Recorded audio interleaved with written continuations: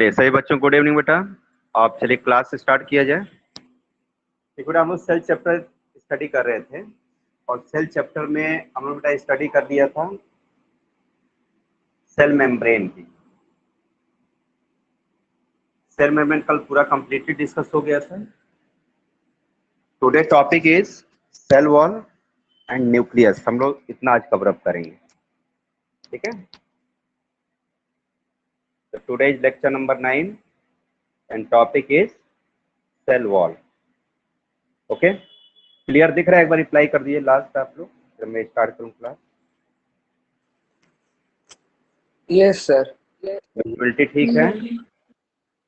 Very good. चलो बेटा, today topic is cell wall. Cell wall, देखिए सेल वॉल सबको पता है कि प्लांट सेल में सबसे आउटर कवरिंग जो होती है उसे सेल वॉल कहते हैं। सेल वॉल के जस्ट नीचे कौन सी लेयर होती है? सेल मेम्ब्रेन, ठीक है ना। It is outermost covering.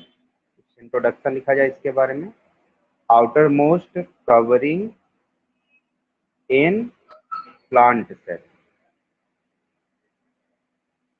ये लिखिए पहले आप लोग। सबसे मेन क्या है कि outermost covering in plant cell, ठीक बेटा। अब जब इसकी डिस्कवरी की बात कर रहे हैं, किसने किसने कंट्रीब्यूशन करा इसमें। देखो ना, इसको डिस्कवर्ड किया था। डिस्कवर्ड किसने किया था बताइए आप लोग? स्टडी किया था आप लोगों ने? DISCOVE, क्या स्पेलिंग होगी? RED, डिस्कवर्ड बाई, बताइए किस?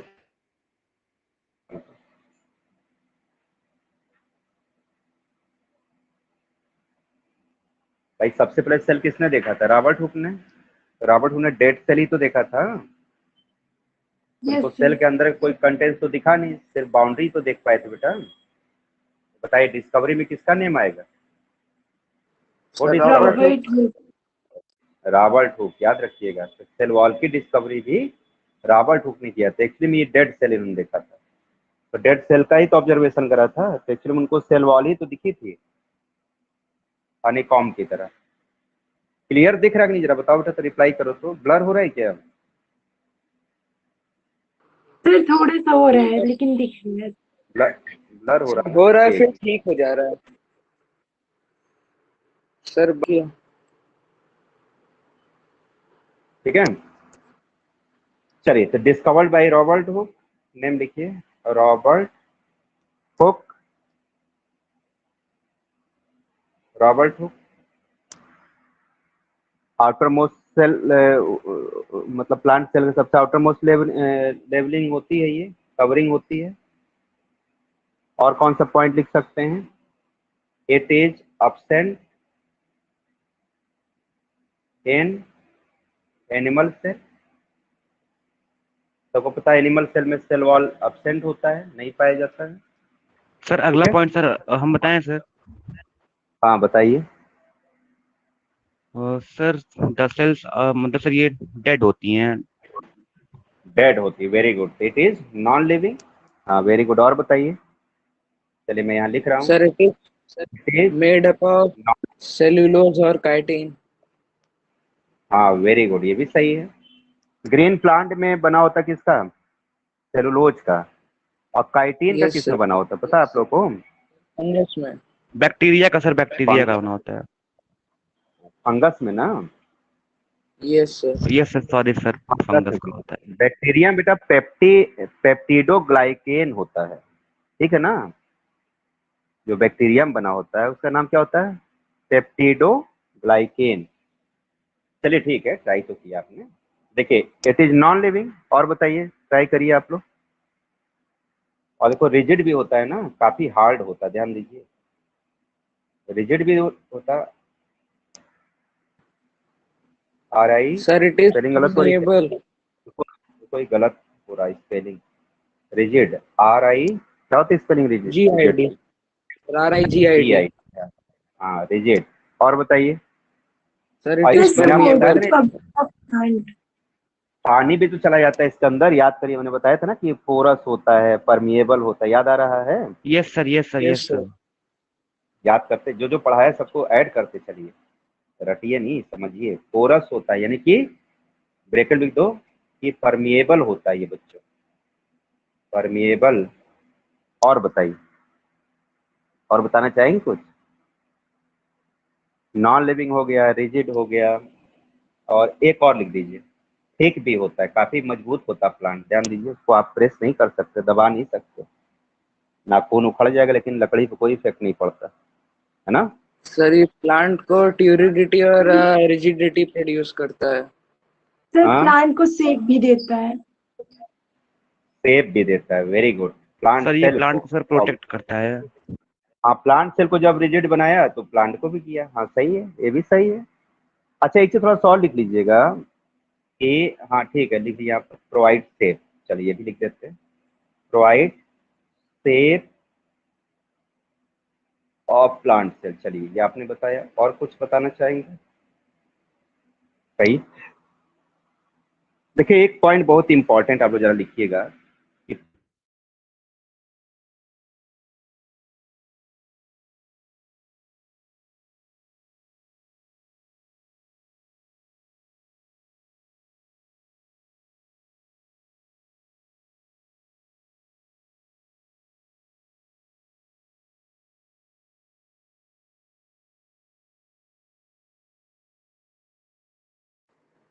Hello sir.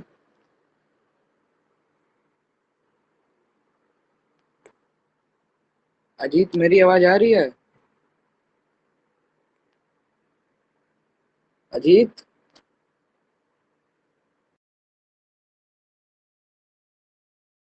कर दोगे।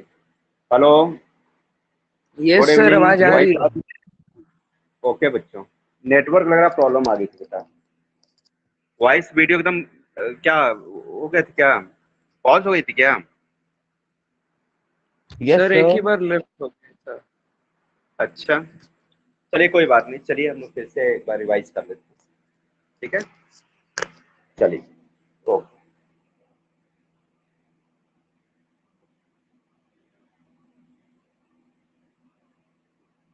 देखिए हमने क्या क्या डिस्कस किया अभी। Today is lecture number 9, cell chapter, cell wall की बेटा स्टडी करना है आज। देखिए हमने क्या क्या स्टडी किया। देखिए सेल वॉल, सेल वॉल क्या होता है? Outermost covering in plant cell, discovered by Robert Hooke, जब हमने डिस्कस कर लिया था, नेटवर्क प्रॉब्लम इशू आ गया था। It is absent in animal cell, और क्या बताया? नॉन लिविंग होता है, रिजिड होता है, पोरस, पोरस मतलब इसके अंदर पोर्स होते हैं, छोटे छोटे छेद होते हैं, जिससे परमेबल होता है, थिक मोटा होता है, ये provide shape of plant cell, provide rigidity of plant cell, ठीक है। एक बड़ा नोट में पॉइंट आप लिख लीजिएगा, वेरी इंपॉर्टेंट, वेरी इंपॉर्टेंट, ठीक है। तो बड़ा कभी कभी ये इम्परमिएबल भी होता है, ध्यान समझिएगा, तो आप इसको नोट करिए कि इट बे या सेल वॉल बिकम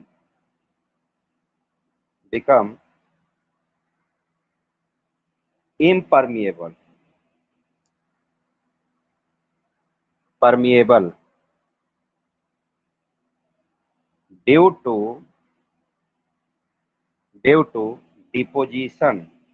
डिपोजिशन मतलब उसके ऊपर एक लेयर बन जाती है, उसको बोलते हैं डिपोजिशन। जैसे आप गेट पे पेंट लगाते हो ना, तो उसको बोलेंगे डिपोजिशन ऑफ पेंट, मतलब ऊपर से एक लेयर बन जाती है, डिपोजिशन हो जाती है, ठीक है। Of cell wall, cell wall material, तो सेल वॉल में से बेटा मटेरियल्स निकलते रहते हैं, जो सेल वॉल के ऊपर क्या जाते हैं, जमा हो जाते हैं। जैसे आप देखते हैं ना कि कहीं काई वो जम जाता है कहीं, उसी तरह से मटेरियल्स इसके ऊपर एक लेयर बना देते हैं, जिससे क्या हो जाता है, इम्परमिएबल हो जाता है ना। अब कौन कौन से मटेरियल्स हैं हम लोग डिस्कस करेंगे बाद में, अभी केवल आप लोग इतना याद रखिए। चलिए आगे बढ़ते हैं। अब यार ध्यान सुनो बेटा, जैसे देखिए मैं यहाँ सेल बना रहा हूँ, ये मान लो एक सेल है, प्लांट सेल, ये प्लांट सेल है।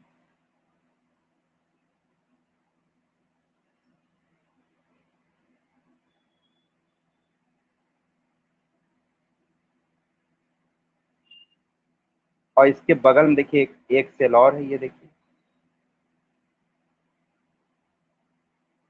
Plant cell.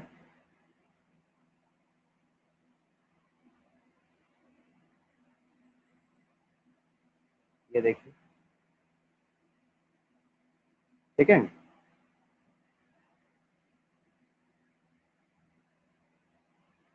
तो देखिए दो प्लांट सेल जब बेटा कनेक्ट होते हैं, ठीक है ना, तो इनके बीच में यहाँ पर देखिए, यहाँ पर एक लेयर होती है, देखिए जो दोनों सेल को क्या करती है, कनेक्ट करती है, दोनों को बांध के रखती है। ये देखिए दोनों के बीच में एक लेयर होती है जो क्या करती है, दोनों प्लांट सेल को कनेक्ट करके रखती है। इसको बेटा लोग बोलते हैं मिडिल लेमिला। क्या बोलेंगे, मिडिल लेमिला। एल है, ठीक है ना, लेमिला। तो अगर आपसे ये पूछा है कि बताइए मिडिल लेमिला क्या फंक्शन है, तो क्या बताएंगे आप लोग, बताइए। सर इट बताइए कनेक्ट कि two cells Connectivity of of cell two wall. cells. Two cells या टू नेबरिंग सेल्स, यानी हम क्या लिख सकते हैं कि कॉमन लेयर बिटवीन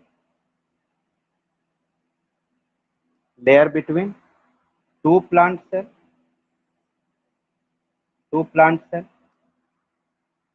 ठीक है ना, cell is called middle lamella. बहुत डिफिनेशन आसान इसकी, मिडिल लेमिला यानी दो सेल के बीच में कनेक्शन होता है, दोनों को कनेक्ट करके रखती है। तो कैसे ये बना होता है, जरा ध्यान समझिएगा। जो मिडिल लेमिला बना होता है ये कैल्शियम मैग्नीशियम से बना होता है, ठीक है ना बेटा। तो आप ये लिखिएगा मिडिल लेमिला के बारे में और लिखिए कि इट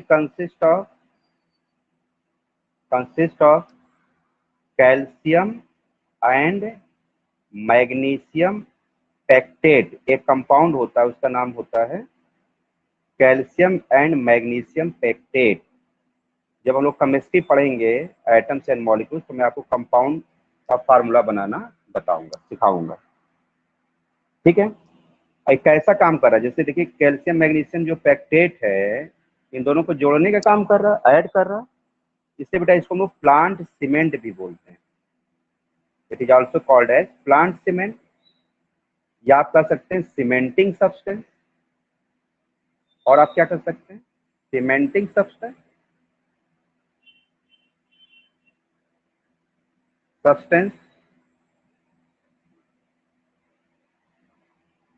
दो सेल को ऐड करा सीमेंट की तरह, जैसे ईंटों को ऐड करते हैं सीमेंट, उसी तरह जस्ट लाइक, ठीक है। इतनी बात समझ आ गई।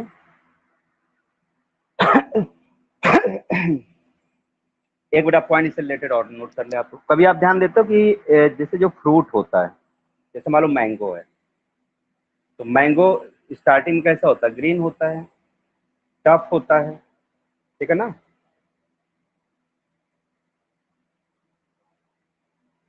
ठीक है योगेश, कोई बात नहीं। क्या लिखा sir, today I can't take whole class become because my internet is use totally today. ठीक, कोई बात नहीं, एग्जॉस्ट हो गया कोई बात नहीं, इंटरनेट एग्जॉस्ट हो गया कोई बात नहीं। चलिए वीडियो रिकॉर्ड रहेगी, लेकिन देख के लिख लीजिएगा। एक पॉइंट और नोट करिएगा कि जो फूल बेटा जो फ्रूट जूसी हो जाते हैं, पकने के बाद कैसे होते हैं, जूसी हो जाते हैं। जैसे आम है, शुरू में कच्चा होता है, हरा होता है, लेकिन पकने के बाद येलो कलर का जूसी, उसको दबाइए तो जूस निकलने लगता है। तो उसका क्या रीजन है, बहुत ध्यान समझिएगा। तो फ्रूट्स क्यों जूसी हो जाते हैं, इसी लेयर, ये जो लेयर होती है ना, ये डिजॉल्व हो जाती है। इसको नोट करिएगा, फ्रूट्स बिकम, देखिए सारे कॉम्पिटिटिव पॉइंट हैं, ये ध्यान समझिएगा, सॉफ्ट एंड जूसी। अगर आपने ये सब चीजें बेटा तैयार कर लिया तो हम लोग आपको बायोलॉजी में बहुत अच्छी नॉलेज हो जाएगी। Due to dissolve of middle lamella, lamella between two plant cell. तो देखिए कोई जरूरी नहीं कि 2 ही सेल्स हो, करोड़ों सेल्स है, ट्रिलियंस है, मिलियंस टाइप, तो सबके बीच का जब सर ये ये सर डिजॉल्व होने लगता है डिजॉल्व प्रोसेस होती में, कैसे है फिर? बेटा इसमें अब केमिकल रिएक्शंस होते हैं, इसमें एंजाइम्स बनते हैं जो इसको डिजॉल्व करते हैं, ठीक है ना। तो बहुत सारे हार्मोन्स भी बनते हैं, लेकिन प्लांट में हार्मोन्स भी बनते हैं, ठीक है ना। तो राइपनिंग ऑफ फ्रूट्स के लिए ना ऑक्सीन हार्मोन्स रिस्पॉन्सिबल होता है। एक हार्मोन्स होता है जिसको बोलते हैं ऑक्सीन हार्मोन, उसका नाम होता है ऑक्सीन हार्मोन। नहीं एक मिनट रुकिए, ऑक्सीन तो ग्रोथ करता है। एथिलीन है ना, एक हार्मोन्स होता है जिसकी वजह से प्लांट क्या हो जाते हैं, राइपनिंग हो जाते हैं, पक जाते हैं, है ना। इसको एथीन भी कर सकते हैं आप। इसका फार्मूला होता है C2H4। एक बेटा गैस होता है ये, जब ये रिलीज होता है तो पकने लगता है। कभी आप ध्यान देते हैं बरसात का जो सीजन होता है, बरसात के सीजन में जामुन पक जाते हैं, आम पक जाता है, तो इस हार्मोन के कारण। इसका नाम होता है एथिलीन, फार्मूला होता है C2H4। इसको आप एथीन भी कर सकते हैं। एथिलीन अगर याद ना हो तो it is also called as ethene. ये गैस होती है जो रिलीज होती है, इसी से फ्रूट क्या होता है, राइपनिंग हो जाते हैं, पक जाते हैं, ये डिजॉल्व होने लगता है। क्लियर हुआ कि नहीं? Sir yes sir. एथिलीन और एथेनॉल गैस दोनों सर अलग अलग होती है। एथेनॉल बेटा शराब होता है, इसका फार्मूला C2H5OH होता है। ये प्लांट सेल के अंदर भी थोड़ा बहुत बना लीजिए। इसका फार्मूला ये होता है C2H5OH। ये गैस नहीं होती, ये लिक्विड होता है, समझे, यही शराब का फार्मूला है। और ये तो यस एथीन सर। है ना, C2H4, दोनों में अंतर है भैया, ध्यान देना। चलिए प्लांट सेल में कुछ वो बना लीजिए, या न्यूक्लियस बना लीजिए, न्यूक्लियस साइड में बनाइएगा, सर साइटोप्लाज्म बना एथेनॉल, दीजिए। हाँ बताइए। सर अल्कोहल और सेल सर वॉल में एथेनॉल में सर कोई अंतर होता है क्या? क्या क्या बेटा, एल्कोहल और सर अल्कोहल और सर एथेनॉल में सर कोई अंतर होता है क्या मतलब? एथेनॉल, ये फार्मूला है। एल्कोहल बेटा एक ब्रॉड, जैसे मान लो कहा जाए ह्यूमन, ह्यूमन और जो है, आपका नाम क्या है, अज्ञेश, सर अजीत। अजीत, बताओ ह्यूमन और अजीत में क्या अंतर है, बताइए आप। ह्यूमन एक लोग का सर नाम है कि पूरे अजीत ग्रुप एक को ह्यूमन रिप्रेजेंट है। करता है? अजीत एक सिंगल मेंबर है, ध्यान दीजिए। तो उस तरह एल्कोहल एक ब्रॉड ब्रॉड की बात की जाती है। एल्कोहल में बहुत सारे कंपाउंड आते हैं, ऐसे कंपाउंड जिसके लास्ट में OH लिखा हो, ध्यान दीजिए ये। तो बहुत सारे एल्कोहल होते हैं, C2H5OH, फिर होता है CH3OH, फिर होता है C3H7OH, है ना, C4H9OH, C5H11OH, C6H13OH। देखिए कैसे लिखा जाता है, ध्यान समझिए। इसमें एक कार्बन और 2 हाइड्रोजन बढ़ाते चले जाओ, नया नया एल्कोहल बनता जाएगा। जैसे मान लो हमें एल्कोहल इससे कम लिखना, तो सबसे छोटा एल्कोहल कौन सा बनेगा बताइए, ये बनता है CH3OH, ये सबसे छोटा एल्कोहल है, CH3OH। अब इसमें एक कार्बन बढ़ाइए, क्या हो जाएगा बताइए, कार्बन बढ़ाइए, सर क्या बन C2 हो जाएगा, जाएगा। C2 हो जाएगा। अब 2 C2H4 हाइड्रोजन, अब 2 हाइड्रोजन बढ़ाइए, 5 हो गए। एक कार्बन से 2 कार्बन बन गए, एक कार्बन बढ़ाना, 2 हाइड्रोजन, और OH उस पर लिख दीजिए, दूसरा एल्कोहल। तीसरा बताइए क्या बनेगा, थर्ड C3 और H7, फिर OH आगे जोड़ दीजिए। बात समझ आ रही है कि नहीं,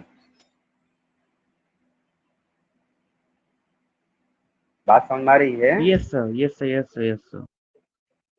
तो एक कार्बन 2 हाइड्रोजन बेटा आप इंक्रीज करते जाओ, हजारों बन जाएंगे एल्कोहल।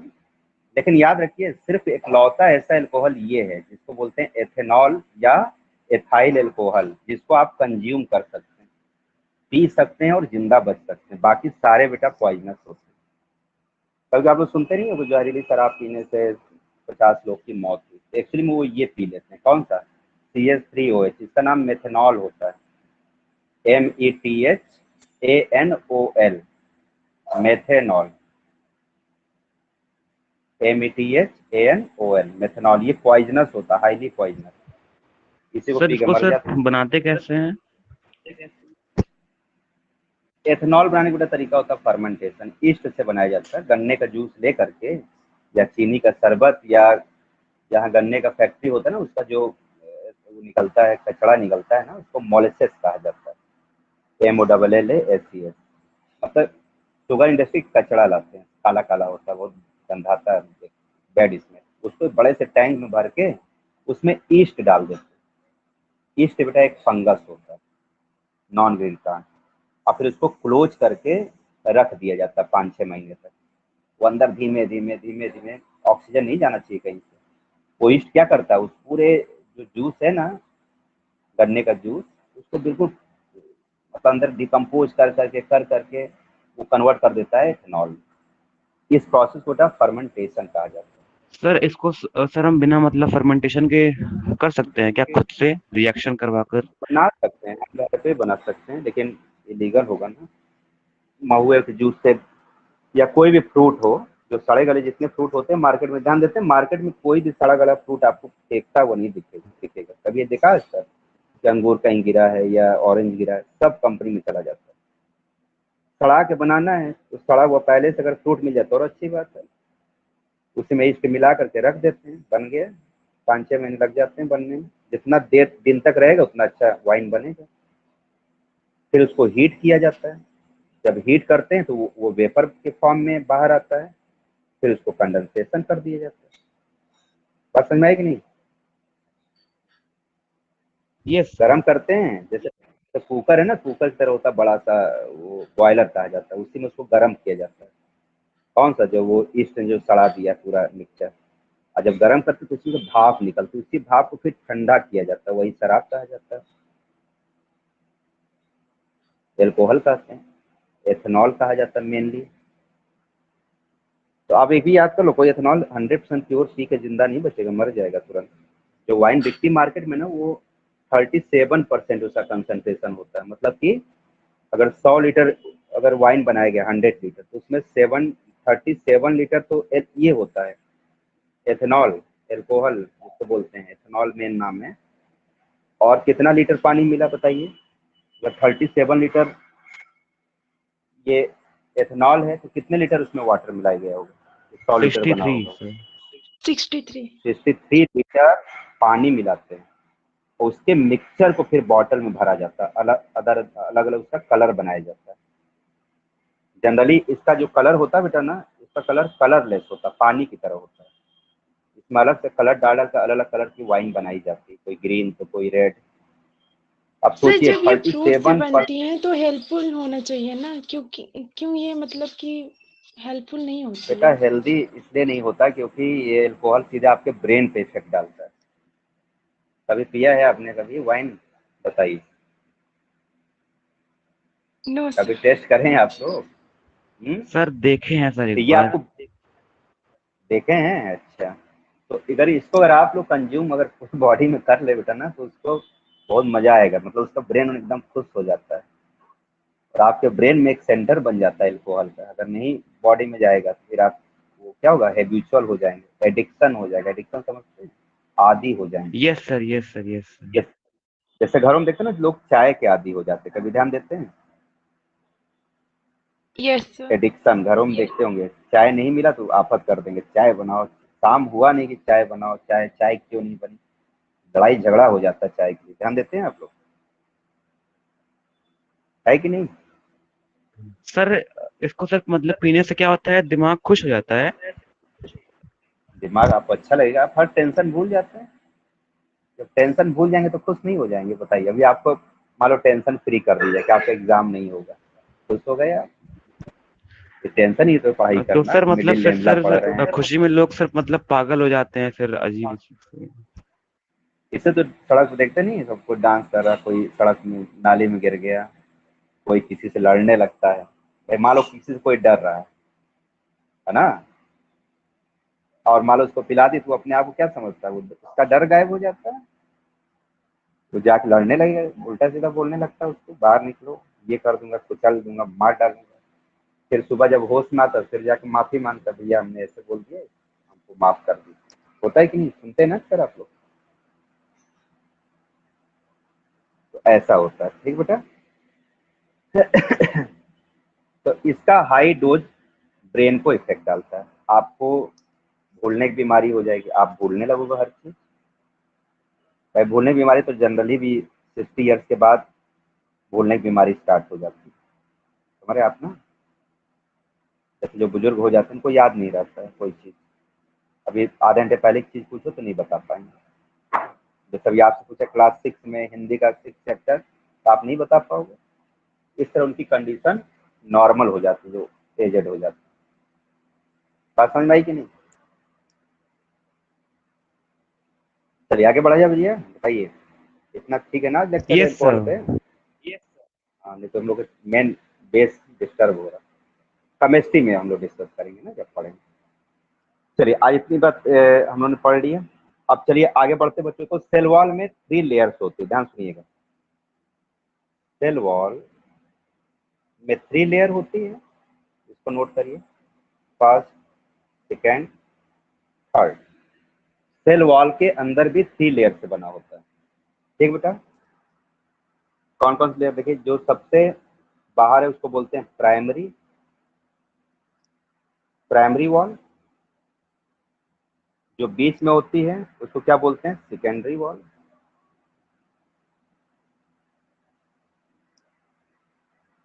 और एक वॉल और होती है जिसको बोलते हैं टर्शियरी वॉल। मतलब 3 लेयर्स होती है, ठीक है। ये देखिए, ये कौन सी हो गई, आउटर मोस्ट,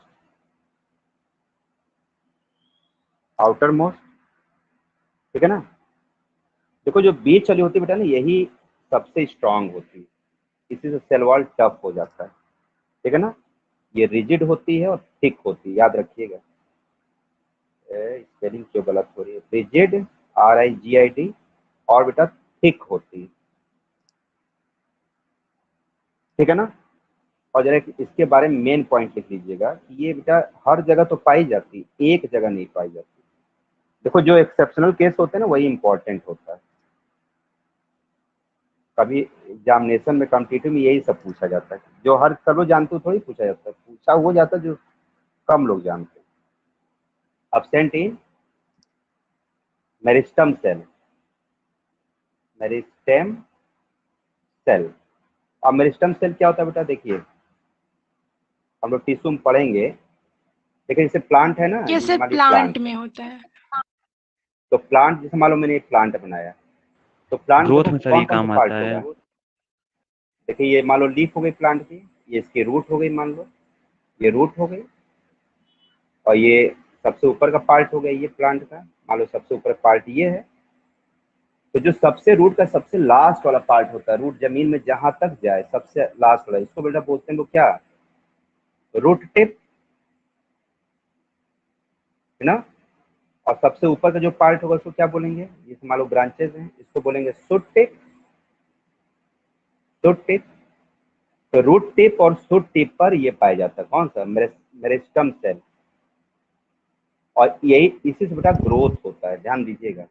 तो मेरिस्टम सेल कहाँ कहाँ पाई जाती है, रूट टिप पे और शूट टिप पे, प्लांट के सबसे ऊपर वाले पार्ट पे जो भी ब्रांचेस हो, और रूट के सबसे लास्ट वाले पार्ट, जो सबसे लास्ट में पार्ट होगा वहां पर पाया जाएगा। इसका सर एक मेन सर काम क्या होता इंटर है, कैलोरी भी होती है ना सर, मतलब बीच में। 3 होती है। ऊपर हो गया सबसे किनारे किनारे हो गया मेरिस्मेटिक, ठीक है ना। बीच में यहाँ पर होता है लैटरल, प्लांट के बीच में क्या होता है, लैटरल, इससे वुड बनता है। और जो यहाँ पे ऐसे देखिए लीफ ऑफ निकली होती है ना, तो लीफ जहाँ पे जुड़ी होती है यहाँ पर होता है इंटर कैलोरी। तो हम लोग टिश्यू में पढ़ेंगे 3 तरह के, ये टिश्यू तो 2 तरह के मेनली होते हैं, मेरिस्मेटिक और परमानेंट।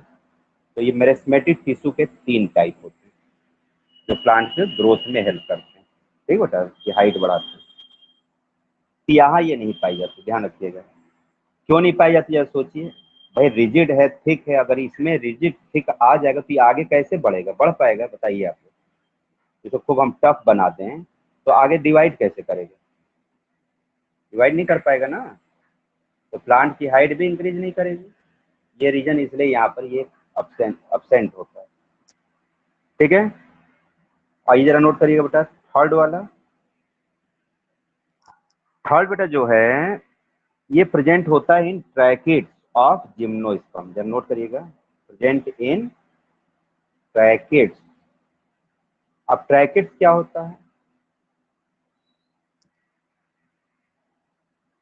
प्रेजेंट ओनली कर लीजिएगा, present only in tracheids. Tracheid बेटा जाइलम नाम सुना, जाइलम जो पानी को ले जाता है ये लीफ सर तक। उसमें सर वो होता है सर ट्रैकिड्स और वेसल्स बोलते हैं उसमें। ट्रैकिड्स होते हैं, वेसल्स होते हैं, जाइलम पैरेन्काइमा, जाइलम स्केलेरेन्काइमा, 4 पार्ट होता है। तो उसकी जो ट्रैकिड्स होती है ना, पहले मतलब जाइलम याद करो, जाइलम के ट्रैकिड्स में या जाइलम में ये पाई जाती है किसके? Gymnosperm of gymnosperm. हम आपको पहले पढ़ाएंगे क्लासिफिकेशन तो आप समझोगे। जो जिम्नोस्पर्म्स प्लांट होते हैं, ठीक है ना। प्लांट देखिए जो अर्थ से सबसे पहले आए, चलो ओरली बता देता हूँ। बेटा प्लांट कैसे कैसे अर्थ पे आए थे, ध्यान समझ लीजिए। सबसे पहले देखिए हम लोग आए एल्गी, काई आया, इसको लोग थैलोफाइटा बोलते हैं, थैलोफाइट। फिर इससे थोड़ा डेवलप होके बेटा बन गया ब्रायोफाइट। फिर ये डेवलप हो क्या बन गया? टेरिडोफाइट, टेरिडोफाइट, THYT नीचे लिख देता हूँ, समझ लीजिएगा। फिर इससे डेवलप हो क्या बना? जिम्नोस्पर्म।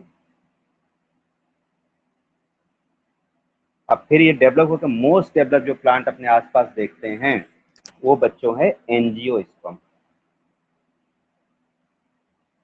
तो देखिए ये प्लांट का डेवलपमेंट है। और देखिए जो एंजियोस्पर्म है ये फ्लावरिंग प्लांट होते हैं, जिसमें फूल और निकलता है ना, वो सबसे डेवलप होते हैं और हरे रंग के होते हैं। जैसे नीम का पेड़, नीम, पीपल, गुलाब का फूल सब इसमें आएगा, जिसमें भी फ्लावर होगा, ठीक है ना। चाइना रोज सब इसमें आएगा। और ये सब क्या थोड़ा सर सा ये sir please undevelop sir type फिर से प्लांट है। एक्सप्लेन कर दीजिए। प्लांट अर्थ पे इसी तरीके से डेवलप हुए बेटा। सबसे पहले कौन आया? एल्गी। एल्गी क्या बोलते हैं? थैलोफाइट, ये पानी में रहते हैं। इससे डेवलप हो क्या बना? ब्रायोफाइट, ये पानी जमीन दोनों पर पाए जाते हैं। टेरिडोफाइट, ये बिल्कुल जमीन पर पाए जाते हैं, लैंड प्लांट है। और इससे डेवलप कौन आया? जिम्नोस्पर्म, ये भी लैंड पर होंगे लेकिन इससे ज्यादा डेवलप होते हैं। और सबसे डेवलप है एंजियोस्पर्म। इसमें आपके आसपास के जितने प्लांट हैं सब इसमें आते हैं।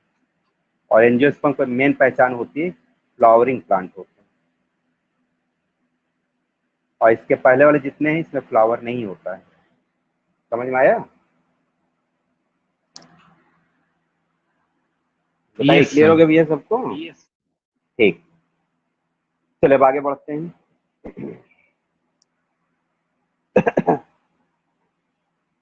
अब देखिए सेलुलोज मेन बना किससे होता है, यहाँ नोट करिएगा।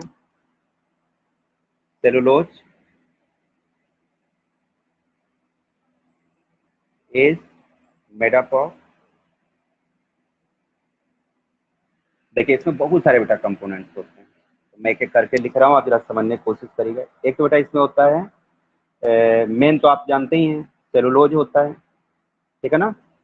मेन तो सेलुलोज होता है, सेलुलोज, ठीक है। सेलुलोज जो लिखते हैं ना एक्चुअली में डेवलप प्लांट के बारे में लिखते हैं। फिर देखिए इसमें हेमी सेलुलोज भी होता है, हेमी माने हाफ सेलुलोज, जिसमें सेलुलोज पूरी तरह से ना हो तो हेमी सेलुलोज बोलेंगे। और देखिए इसमें क्यूटीन भी होता है, ये सारे इसके कंपोनेंट्स हैं, ठीक है ना। क्यूटीन, पैक्टीन होता है, ये सब टफ बनाते हैं, सीमेंटिंग सब्सटेंस हैं ये सब। लिग्निन होता है, लिग्निन एक और सीमेंट की तरह इसको हार्ड बनाता है, जिसका नाम होता है सुबेरिन,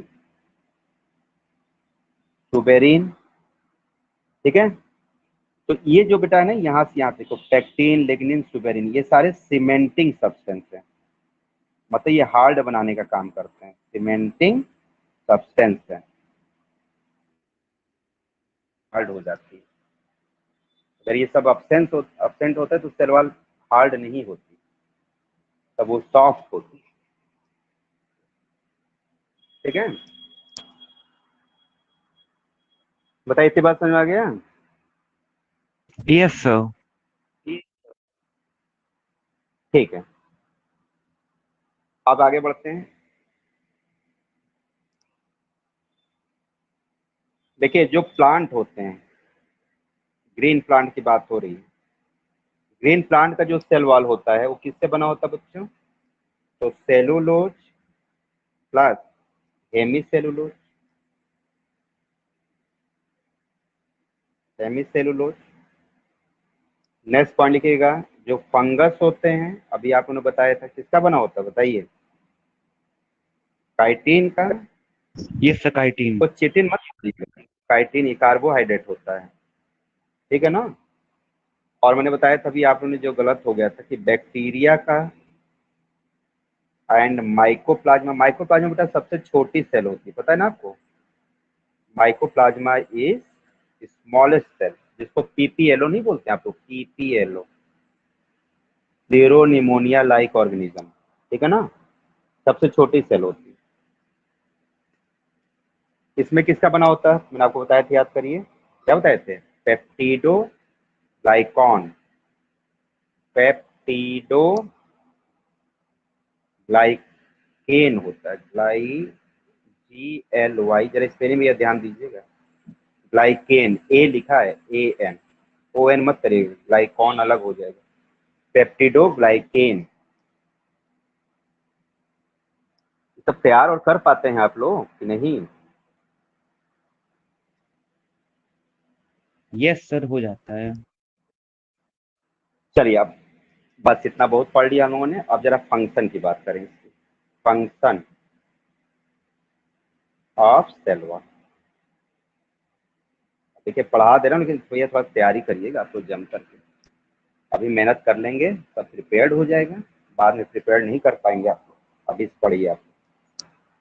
देखिए बेटा, पहली तो इसका फंक्शन क्या है कि it provide the shape of the plant cell. तो पहली चीज क्या होगी कि provide shape of plant cell, ठीक है। नेक्स्ट फंक्शन क्या लिख सकते हैं बताइए। देखिए, ये सेल को सूखने से ही बचाता है भाई। मान लो पानी नहीं बाहर चला जाएगा तो प्लांट सूख जाएगा, सेल मर जाएंगे सर। ये क्या करता है, सर इट गिव्स ये प्रोटेक्शन प्रिवेंट क्या करता है। To the plant. हाँ तो लिखो ये, हाँ तो इसको लिख देते हैं क्या, इट प्रिवेंट, प्रिवेंट। देखो एक वर्ड होता है, जरा ध्यान से समझिए, डिसिकेशन बोला जाता है, डिसिकेशन। DE, स्पेलिंग एकदम सही लिखिएगा, SICCATION। It prevent desiccation of cell. Sir कौन सा इसका सेल, मतलब प्लांट सेल।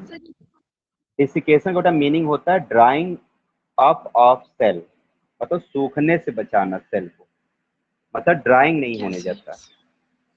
जगह नहीं, आप लिख लीजिएगा क्या इसका मतलब हुआ। डिसिकेशन मीन्स यस समझ गई। Drying up of cell, okay, drying up of cell यानी प्लांट सेल। और बताइए, और किसको प्रोटेक्ट करता है बताइए। सर ये ये सूखने बच्चों कैसे प्रोटेक्ट भी तो नहीं करता देता है। उससे? अरे सेल है, सेल के ऊपर अगर ये सेल वॉल नहीं होती तो पूरा पानी अंदर कोड़ नहीं जाता, बताइए आप। सेल वॉल ही तो मोटा सा होता है जो उड़ने नहीं देता बेटा। अरे यार, आप हैं, अगर आप छाता लगा के चलिए धूप में तो आपको धूप कम लगेगी, और ऐसे चले घूमने चले जाओ तो क्या हो जाओगे, लू लग जाएगी। सर फिर सर होगा कि ट्रांसपिरेशन नहीं। कैसे होता है प्लांट्स का? ट्रांसपीरेशन तो लीफ से होता है बेटा ना, और स्टेम से भी होता है।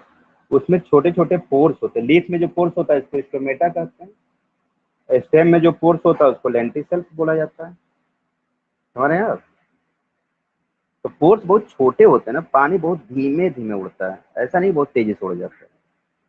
तो पानी कौन सा ट्रांसपरेट होता है ये भी याद रखिए, जो एक्सेस वाटर होता है बेटा वो ट्रांसपरेट होता है ना।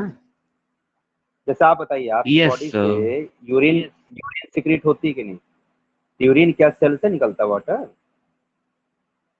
जो आप एक्सेस वाटर पी लेते हैं उसी से तो यूरिन का फॉर्मेशन होता है। जैसे आपकी बॉडी में यूरिन का फॉर्मेशन है, यूरिनेशन बोलते हैं, तो ये एनिमल्स के लिए यूरिनेशन और प्लांट के लिए ट्रांसपिरेशन दोनों सेम है, एक्सेस वाटर को रिमूव करना। इसका मतलब समझ गया ना, drying up of cell, cell को ड्राइंग होने से बचाता है। और किसको प्रोटेक्ट करता है बेटा? सेल वॉल के नीचे क्या क्या चीजें हैं? प्लाज्मा मेम्ब्रेन, ठीक है ना, और क्या है? इंटरनल सेल्स ऑर्गेनली एटसेट्रा कर दीजिए। सेल्स ऑर्गेनली, सेल मेम्ब्रेन और प्रोटोप्लाज्म, साइटोप्लाज्म सबको ये क्या करता है? प्रोटेक्ट करता है।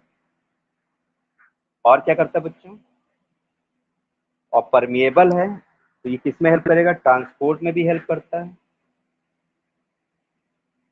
Transport of various substances cells के अंदर भेजता है। तो ट्रांसपोर्ट का मेन मतलब समझ लो, इन और आउट दोनों की बात हो रही है। सेल के अंदर भी मटेरियल को भेजने का हेल्प करता है, इन एंड आउट दोनों की बात की जा रही है, in the cell and out of the cell, ठीक है ना। और एक बच्चों और सर पॉइंट आपने सर अभी सर ट्रांसपोर्टेशन सर हम लोग को पढ़ाया नहीं है सर, तो सर पढ़ा दीजिएगा प्लीज। ट्रांसपोर्टेशन अभी है नहीं बेटा ना, अभी आने दीजिए, टीसू में पढ़ेंगे ना, अभी ट्रांसपोर्ट नहीं है, अभी तो सेल पढ़ रहे हो ना यार, अभी ABCD सीख रहे हैं, अभी कैट की स्पेलिंग बाद में सीखेंगे, अभी नर्सरी में पढ़ रहे हैं, अभी क्लास फिर 1 में जाएंगे तब टीसू स्टार्ट होगा। देखिए एक और लिखिएगा, it does not allow too much water to come in, ठीक है ना, ज्यादा वाटर को ये अंदर नहीं आने देता, ठीक है। तो इससे क्या फायदा है? इन this way it prevent the cytoplasm from becoming too dilute. तो देखिए ये क्या करता है बेटा, ये प्रोटेक्ट करता है, क्या protect cytoplasm, cytoplasm cytoplasm becoming too dilute. Dilute मतलब समझते हैं, डाइल्यूट क्या ये होता सर है? मतलब बहुत कम कंसंट्रेशन। मतलब उसको गाढ़ापन उसका बहुत कम ना हो जाए, उससे भी बचाता है। ज्यादा पानी जाएगा तो क्या होगा? एकदम हल्का हो जाएगा साइटोप्लाज्म। तो याद रखिएगा, it does not allow too much of water, इसको आप नोट कर लीजिएगा, allow too much of water to come in the cell, यानी plant cell. In this way it prevent the cytoplasm from becoming too dilute, यानी it protect cytoplasm becoming too dilute, ठीक भैया। तो देखिए इतना ही आप लोग को सेल के बारे में अच्छे से याद रखना, ठीक है ना। Yes sir. चलिए इतनी बात समझिए, अब आई थोड़ा सा और आगे बात किया जाए। अभी के सेल हमने क्या क्या पढ़ लिया है? सेल वॉल के बारे में पढ़ लिया, सेल मेम्ब्रेन। अब सेल के अंदर जरा बताइए क्या होता है? लिक्विड आती है ना भाई। सेल के बारे में क्या क्या पढ़ लिया आपने? देखो ये सेल है, ये देखो ऊपर होता है सेल वॉल, इसके बारे में समझ लिया। सेल मेम्ब्रेन के बारे में समझ लिया। अब इसके अंदर एक लिक्विड भरा होता है कि नहीं? कंप्लीटली लिक्विड को क्या साइटोप्लाज्म कहा एंड जाता है? प्रोटोप्लाज्म। हाँ, साइटोप्लाज्म तो सिर्फ बेटा यहाँ कहते हैं, अंदर को न्यूक्लियोप्लाज्म, टोटल को मिला के क्या बोलेंगे? यहाँ से यहाँ तक पूरा प्रोटोप्लाज्म। प्रोटोप्लाज्म। ये प्रोटोप्लाज्म के बारे में पढ़ते हैं। ये क्या था ऊपर? Cell wall. और ये क्या था? Cell membrane. अब इसके अंदर जो टोटल बेटा फ्लूइड भरा हुआ है, इसको बोलेंगे हम लोग प्रोटोप्लाज्म। प्रोटोप्लाज्म। तब फर्स्ट प्रोटोप्लाज्म के बारे में भी डिस्कस कर लीजिएगा, क्या होता है प्रोटोप्लाज्म। क्योंकि मेरे पास ये इसकी हाइट ज्यादा हो गई, थोड़ा कम कर।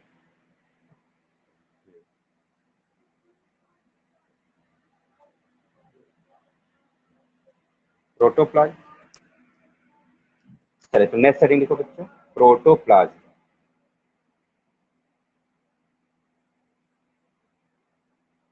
प्रोटोप्लाज्म देखिए, प्रोटोप्लाज्म बेटा हम लोग बोलते हैं बेसिस ऑफ लाइफ। अगर ये जिसमें फ्लूइड खत्म हो गया उसमें लाइफ भी खत्म हो जाएगी, ओके। ये सबसे मेन पॉइंट लिखिएगा कि it is essence of life, essence of life यानी बेसिस ऑफ लाइफ। अब प्रोटोप्लाज्म में है क्या? सेल के अंदर टोटल जो बेटा फ्लूइड भरा हुआ है, इसको हम एक साथ बोलते हैं protoplasm, okay. The entire matter या फ्लूइड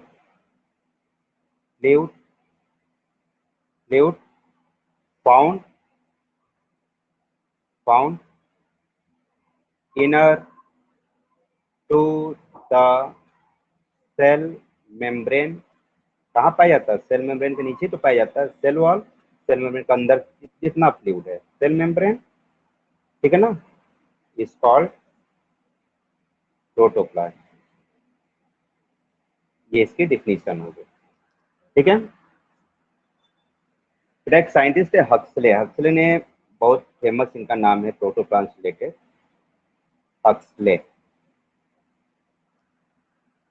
तो हक्सले ने ये कहा था कि प्रोटोप्लाज्म, ध्यान समझिएगा, according to Huxley protoplasm is the physical basis of life. Physical basis of life, यानी कि इसको हिंदी में अगर आप बोले तो क्या बोलेंगे? प्रोटोप्लाज्म क्या बोलते हैं? जीवन का भौतिक आधार है। प्रोटोप्लाज्म क्या बच्चों?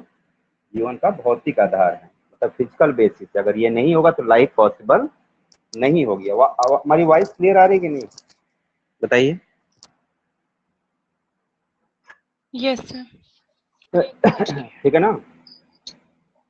एक पॉइंट थोड़ा सा और लिख दो भैया, ये टर्म किसने दिया था? टर्म प्रोटोप्लाज्म, सर ये बेटा फेलिक्स पुरकिंजे एक बुजार्डी। साइंटिस्ट है। किसने दिया था टर्म, बताइए? टर्म प्रोटोप्लाज्म पुरकिंजे, नोट करिए। पुरकिंजे, उनका नाम क्या था?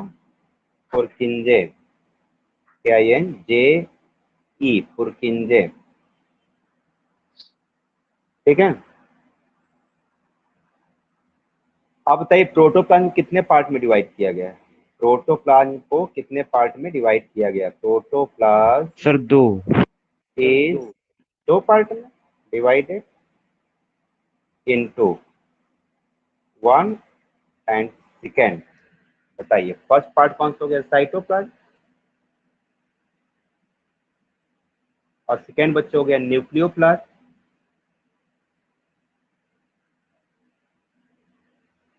न्यूक्लियोप्लाज्म, या शॉर्टकट में आप लिख सकते हैं कि भाई न्यूक्लियस भी लिख सकते हैं, लेकिन मेन आप याद रखें न्यूक्लियोप्लाज्म। कहने मतलब ये है कि cytoplasm plus nucleoplasm is equal to protoplasm. देखिए ये इसकी बात समझ में आ गई होगी आप लोग को। इसको ब्रैकेट में कर लीजिए। ये कितनी बात समझ में आई इसको बेटा? चलिए, इसमें कोई डाउट हो बताइए आप।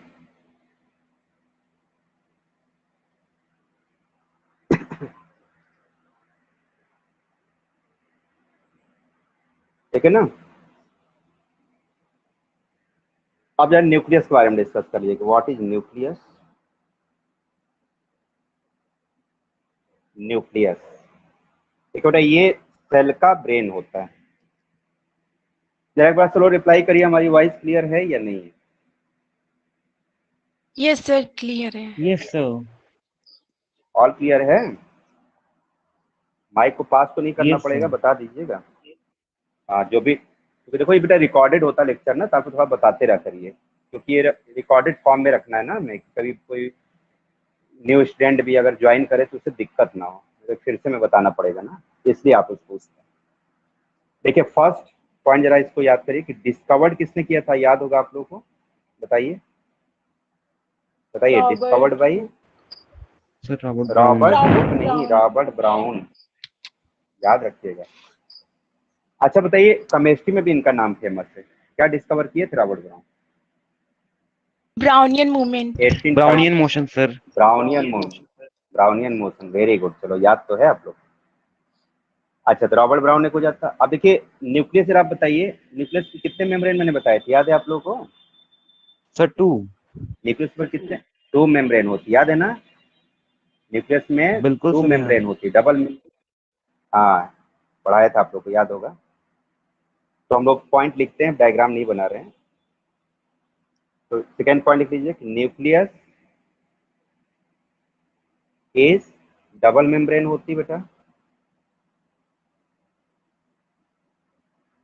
डबल मेम्ब्रेन बाउंड, मतलब घिरी होती है, बाउंड स्ट्रक्चर होती है। और कैसी होती है? वो छोटी सी गोल होती है, तो इसको हम लिखते हैं कि dense dense protoplasmic body. Protoplasmic body क्यों कहा जाता है पता है? भाई प्रोटोप्लाज्म का ही तो पार्ट है, देखो ये न्यूक्लियोप्लाज्म या न्यूक्लियस मैंने कहा था, आप न्यूक्लियस भी लिख सकते हैं। तो एक्चुअली में ये माना जाता है कि ये प्रोटोप्लाज्म का ही पार्ट है, कोई नया अलग पार्ट नहीं है। इसको अंडरलाइन कर लीजिए, ये प्रोटोप्लाज्म का ही पार्ट माना जाता है बायो में, ठीक है। अभी क्या होता है बेटा, न्यूक्लियस के अंदर आपको पता है कि छोटे छोटे थ्रेड्स होते हैं, जिसको हम लोग बोलते हैं क्रोमेटिन थ्रेड्स या क्रोमेटिन फाइबर। और उससे क्या बनता है बेटा? क्रोमोजोम। और क्रोमोजोम पर होता है जीन। और जब क्रोमोजोम्स चलते हैं फादर मदर से आपकी बॉडी में, मतलब जब आप फॉर्म हुए होंगे तो जाइगोट बना होगा, तो स्पर्म एक से ही तो बने हम लोग। तो फादर से जब स्पर्म आता है, यानी कि स्पर्म में क्या होता है? क्रोमोजोम। कहाँ से आता है? न्यूक्लियस से। मदर में आता है एग। एग कहाँ से बनता है? सेल से ही तो बनता है, सर तो ओवरी। उसमें भी क्रोमोजोम्स होते हैं दो। हाँ, ओवरी में बनता है। जब दोनों फ्यूज होते हैं तो जाइगोट बनता है, जिससे डेवलप होकर एम्ब्रियो, फिर आपकी बॉडी बनती है। यानी कहने का मतलब ये कि माता पिता के जो करेक्टर्स हैं, पेरेंट्स के जेनेटिक करेक्टर, वो आप में भी ट्रांसफर हो गए। तभी तो बोला जाता है ना कि कहीं किसी बेबी पर कहीं मान लो कोई केस हो जाता है कि हमारा बच्चा, तो क्या करते हैं? कहते हैं डीएनए टेस्टिंग कराइए, डीएनए टेस्ट होगा। डीएनए टेस्ट होने का मतलब यही देखा जाता है कि उसके बॉडी में उनका क्रोमोजोम्स और जीन्स है कि नहीं। होगा तो आप उनके बेबी होंगे, नहीं होगा तो आप नहीं, उसके माता पिता नहीं है, वो पेरेंट्स नहीं है। इसलिए बेटा देखो, कभी भी किसी के फिंगर प्रिंट मैच नहीं करता। जो उंगलियों के निशान बने होते हैं ना, सबके अलग अलग होते हैं। जितने लोग हैं इस अर्थ पे, सबका अलग अलग, किसी का अंगूठे उंगली का निशान मिल नहीं सकता। सबका ही जो निशान है ना, अलग अलग होता है।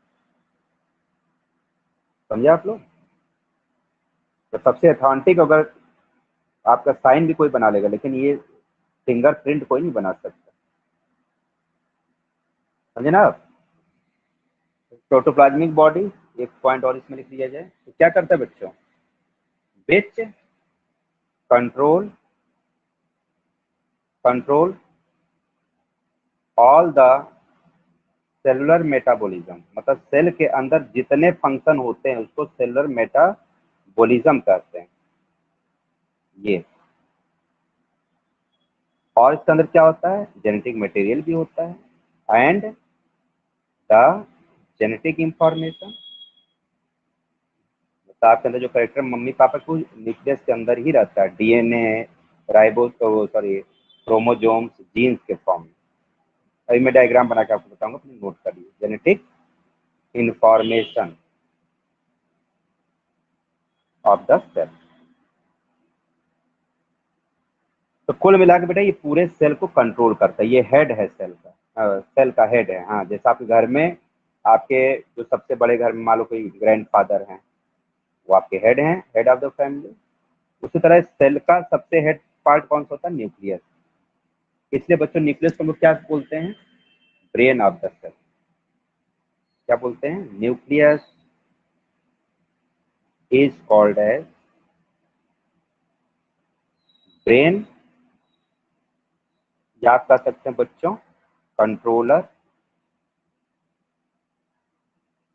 या बेटा आप कह सकते हैं डायरेक्टर ऑफ सेल। ये तो क्यों होता है? तो यहाँ लगा लीजिएगा, इन सबकी वजह से, क्योंकि सारा फंक्शन इसी पर कंट्रोल करता है। अगर ये ऑर्डर नहीं देगा तो माइटोकॉन्ड्रिया एनर्जी नहीं बनाएगा। तो ऑर्डर कौन कन्वे करता है? न्यूक्लियस। ठीक है ना? बातें समझ में आ गई? अब एक कंपोजिशन की बात करते हैं, केमिकल कंपोजिशन। केमिकल कंपोजिशन इसमें क्या क्या होता है न्यूक्लियस में, केमिकल कंपोजिशन ऑफ न्यूक्लियस। तो पूरे न्यूक्लियस पर बात किया जाए तो इसमें 3 चीजें होती हैं। पहला बेटा होता है प्रोटीन, ठीक है ना। सेकेंड होता है क्या होगा, डीएनए। देखिए जो प्रोटीन होता है इसका परसेंट भी आप लोग नोट कर लीजिएगा, 85% प्रोटीन है। और डीएनए, इसी से जीन्स बनते हैं और आपके कैरेक्टर्स जाते हैं, इससे बेटा इसको जेनेटिक मटेरियल बोला जाता है। इसका फुल फॉर्म होता है deoxyribose, D for, N for nucleic, और ए फॉर एसिड। ये एसिडिक नेचर का होता है, इससे बोलते हैं डीऑक्सी राइबोज न्यूक्लिक एसिड। इसी से जीन्स बनता है और क्रोमोजोम्स बनते हैं, और माता पिता कैरेक्टर को भी ये ट्रांसफर करता है इनके बेबी में। जब ट्रांसफर होता है तो इसके बहुत छोटे टुकड़े हो जाते हैं, उसी को जीन्स कहते हैं। तो जीन्स क्या है, स्मॉल सेगमेंट ऑफ डीएनए। 5% या 0.5%, एक ही बात है। और आरएनए बेटा होता है, आरएनए कितना होता है, तो आरएनए बच्चों होता है कितना बचेगा, गिनिए तो। 85 और 5, 90 हो गया ना। और थोड़ा सा इनऑर्गेनिक सब्सटेंस होता है तो ये नियर अबाउट 10% होता है ये। तो 85, 10, 95 हो तो गया लगभग 100%, ठीक है। ये बेटा कंपोजिशन 3 पार्ट्स होते हैं। बातें समझ में आई, रिप्लाई कीजिए। Yes sir. तो ठीक बेटा, आज इतना रखते हैं। कल हम लोग इसका डायग्राम बना करके इसका स्ट्रक्चर पढ़ेंगे। इसके स्ट्रक्चर में 4 पार्ट होते हैं, ठीक है ना। स्ट्रक्चर ऑफ न्यूक्लियस में 4 पार्ट होते हैं। कौन कौन से पार्ट्स होते हैं बता सकते हैं, बताइए आप। स्ट्रक्चर ऑफ न्यूक्लियस में how many total parts in nucleus. सबसे बाहर की जो लेयर होती है उसको बोलते हैं न्यूक्लियर मेम्ब्रेन। और बताइए, न्यूक्लियस के अंदर लिक्विड भरा होता है, तो उसे जी न्यूक्लियोप्लास्ट। न्यूक्लियोलस। और न्यूक्लियस के अंदर भी एक छोटा सा न्यूक्लियस होता है जिसे न्यूक्लियोलस, और धागे की तरह स्ट्रक्चर होता है इसके अंदर, थ्रेड लाइक स्ट्रक्चर, उसको क्रोमैटिन फाइबर या क्रोमैटिन थ्रेड। ये कल बेटा हम लोग को डिस्कस करेंगे। और क्रोमैटिन थ्रेड्स ही मोटे होके क्या बन जाते हैं, क्रोमोजोम्स बन जाते हैं। बातें समझ में आई। Yes sir. तो इतना आप लोग याद रखिए, कल बेटा हम लोग ये चैप्टर कंप्लीट कर लेंगे। और इस चैप्टर का आप लोग का आज तो फ्राइडे है, मंडे को देखिए एक मैं टेस्ट रखूंगा, आप लोग तैयारी करते रहिए इस चैप्टर का। अब सेल चैप्टर का आप लोग का टेस्ट होगा, ठीक है ना। तो सेल को आप लोग प्रिपेयर करते रहिए। अब अगला जो टेस्ट होगा वो सेल चैप्टर का होगा, ठीक है बेटा। तो सेल मैंने जितना पढ़ाया सब पढ़ लिया, बस थोड़ा बहुत पढ़ाना रह गया न्यूक्लियस के बारे में। बाकी तो हमने लगभग सारे कॉन्सेप्ट क्लियर कर दिए। एक काम बेटा थोड़ा करिएगा, जो कल पढ़ाया था आप लोग को मैंने, हाइपोटोनिक सोल्यूशन, आइसोटोनिक सोल्यूशन, उसको थोड़ा सा आप लोग रिटन फॉर्म में हमें सेंड करिए। देखिए आप लोग लिख पा रहे हो कि नहीं उसको। एनसीईआरटी बुक रख लीजिएगा, अगर कोई रेफरेंस हो उसको रख लीजिएगा, और हमें कल आप लिख के इसको रिप्लाई करिए, ठीक है बेटा, ठीक है। सर ओके, तो चलिए ये आप लोग का होमवर्क हो गया, इतना प्रिपेयर करिए। क्या करिए टोनू। Okay sir. ठीक है, ओके बेटा, चलो best of luck. Thank you sir. Thank you sir. Okay बेटा, वेलकम।